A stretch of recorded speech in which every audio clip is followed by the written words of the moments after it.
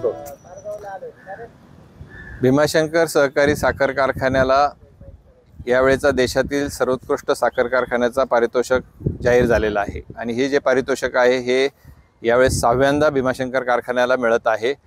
देशातील जवळजवळ 260 सहकारी साखर कारखान्यातील 92 सहकारी साखर कारखान्यांनी याच्यामध्ये भाग घेतला होता आणि त्याच्यातून हे आम्हाला पारितोषिक मिळालेलं आहे। हे पारितोषिक मिळत असताना जे काही निकष ठरवले जातात त्या निकषामध्ये ऊस उत्पादकता, तांत्रिक गुणवत्ता, वित्तीय व्यवस्थापन,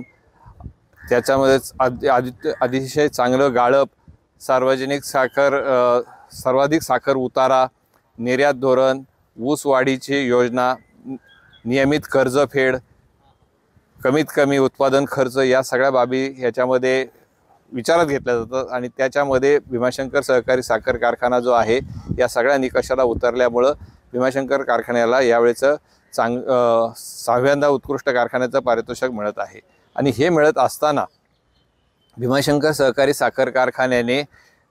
गेल्या 2-3 वर्षामध्ये ज्यावेळेस साखर उत्पादनाबरोबरच 2005 साली कोजनरेशनचं युनिट टाकलेलं आहे, यावर्षी इथेनॉलचं युनिट टाकलेलं आहे, त्यामुळं बाय प्रॉडक्टचे सुद्धा चांगले पैसे मिळतात आणि या चांगल्या पैसे मिळत असल्यामुळे भीमाशंकर कारखान्यावर आता तसं पाहायला गेलं तर कुठल्याही प्रकारचं कर्ज नाही आहे आणि हे कर्ज नसल्यामुळं भीमाशंकर सहकारी साखर कारखान्याने दरवर्षीप्रमाणे FRP पेक्षा जास्त बाजारभाव देण्याचं काम शेतकऱ्यांच्या दृष्टिकोनातून केलेलं आहे। आणि हे करत असताना शेतकऱ्यांच्या ज्या वेळेस अडचणी येतात, नैसर्गिक आपत्ती येते, त्यावेळेस ज्या काही गरजा असतील त्या भागवण्याचं काम भीमाशंकर कारखान्यामार्फत केलं जातं आणि शैक्षणिकदृष्ट्या सुद्धा आजूबाजूच्या जवळची जी काही शेतकऱ्यांची मुलं आहेत त्यांच्यासाठी इंग्लिश मीडियमची स्कूल असेल किंवा